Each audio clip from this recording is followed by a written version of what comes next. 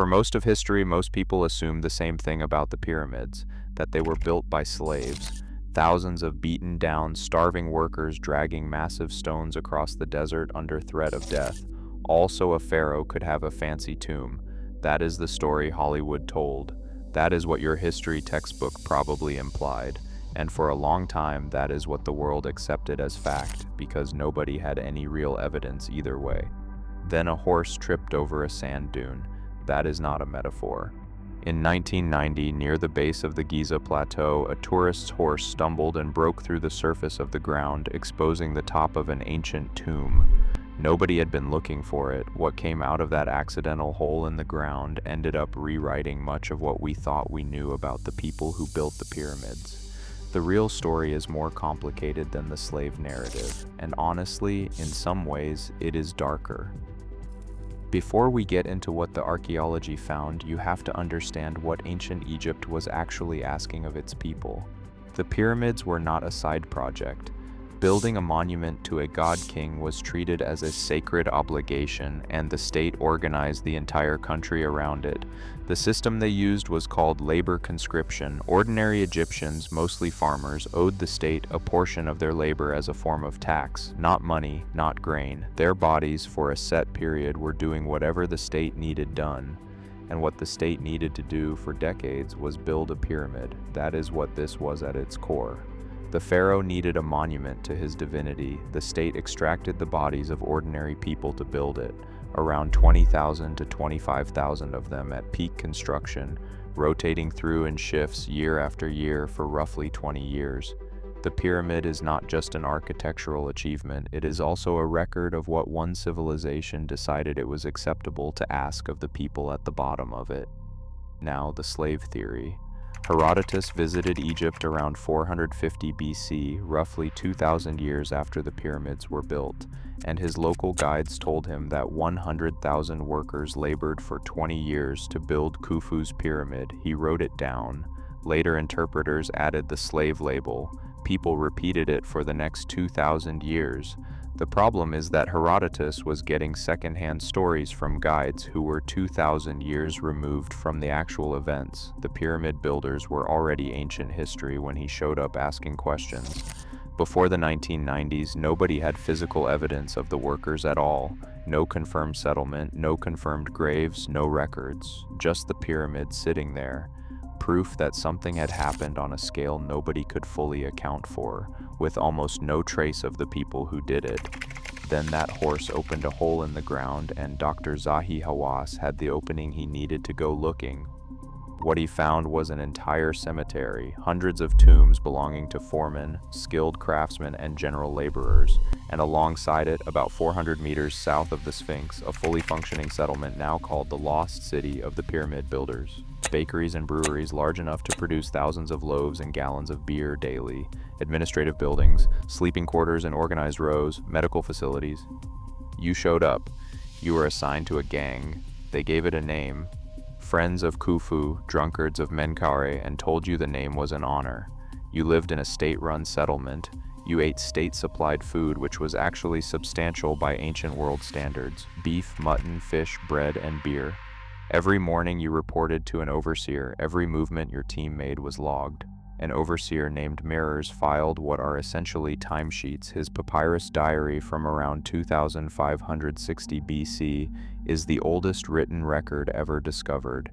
His team moved limestone blocks by boat along a purpose-built canal from the quarry to the plateau, picked up blocks, delivered them, went back for more. Day after day, he wrote it down the way you would fill out a shift report. Those shift reports survived 4,500 years in a sealed cave near the Red Sea. You were not swinging a whip. You were inside a system of logistics, a chain of command, record-keeping, and supply chains. The most sophisticated labor management operation the ancient world had ever produced, all pointed at one outcome: the pharaoh's monument. And it was organized enough, well supplied enough, that from the inside it could feel like something other than what it was. And this is what it costs the people inside it. When researchers studied the skeletal remains from the workers' cemetery, what they found was a picture of serious physical damage.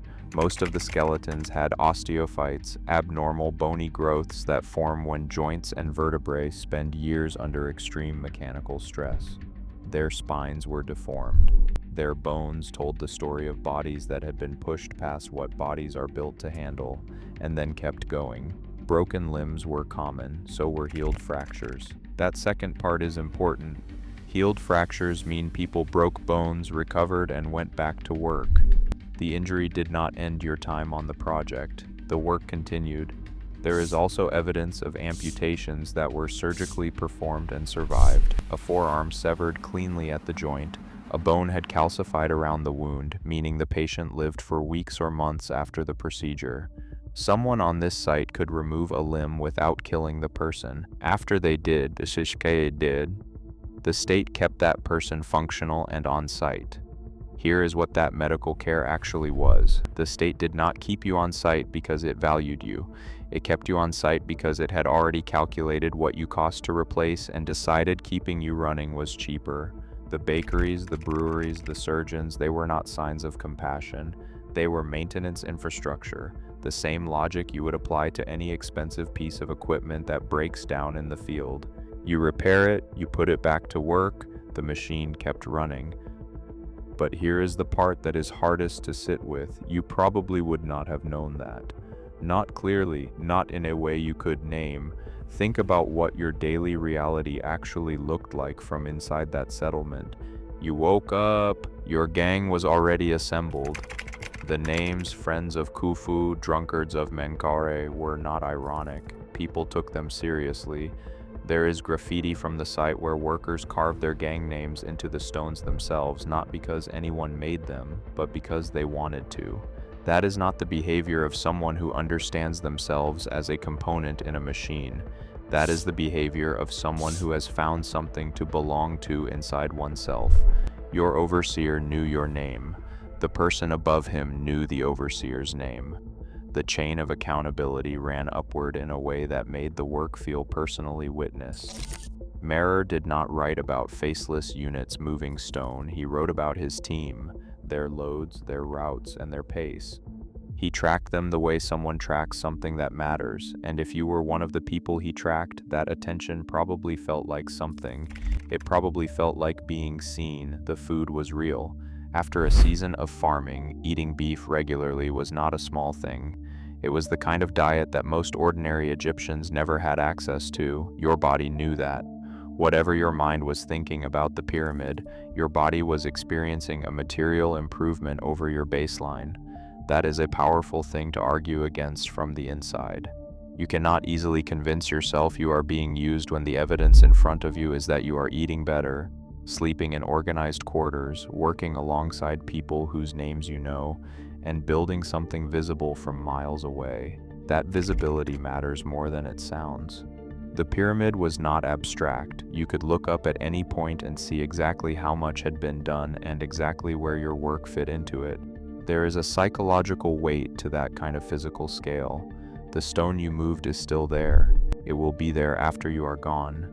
For a person whose entire life otherwise left no mark on the world, that is nothing. That is actually something most people spend their whole lives looking for without finding it. None of this was accidental. The state understood, at least intuitively, what kept a labor force functional without the constant application of force. Feed them well enough that their bodies do not fail ahead of schedule. Give them a structure small enough to feel human. The gang, the overseer, the name, so the scale of the operation does not crush them psychologically. Point them at something large enough to feel worth doing, and let them build an identity around the work itself so that questioning the work starts to feel like questioning themselves. That is the architecture underneath the architecture, and it worked not because it was a lie, but because it was half true. The food was real, the belonging was real, the monument was real. What was not visible was the calculation underneath all of it, the part where none of those things were given because you deserved them. They were given because a functioning worker is more useful than a broken one, and a worker who believes in what he is doing is more functional than one who does not. The system did not need you to be miserable. It needed you to be useful. and it turned out that making you feel like something more than useful was the most efficient way to keep you that way. The state had an answer for that. You were not a conscripted laborer building a rich man's tomb, you were a sacred worker participating in something cosmic. The pharaoh was a god. Building his pyramid was a religious act. Your labor was not a tax, it was an offering, and the state backed that story up with real things. Workers were fed well, they were organized into gangs with names they could take pride in, team identities that gave people a sense of belonging inside the machine. When they died, they were buried on the Giza plateau itself, in the shadow of the pyramid they had built. Their tombs had false doors carved into them, which in Egyptian religious belief was how your spirit entered the afterlife. That honor was not nothing. In a world where most people disappeared without a trace, the state was saying you mattered, what you did mattered, and we will mark where you rest. The overseers and skilled workers got larger tombs, sometimes with carved reliefs showing their trade. The general laborers got smaller ones, but everybody got buried. The hierarchy was preserved even in death. You got what you earned, and what you earned was determined by where the system placed you. That is a very effective way to run an operation.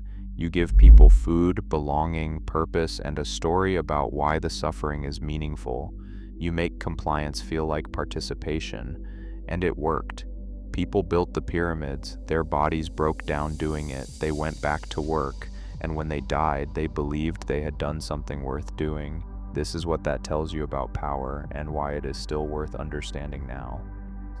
Slavery, the Hollywood version, is legible. It is obviously wrong. You can point at the whip and the chain and say, that is the bad thing. But the pyramid system was not that.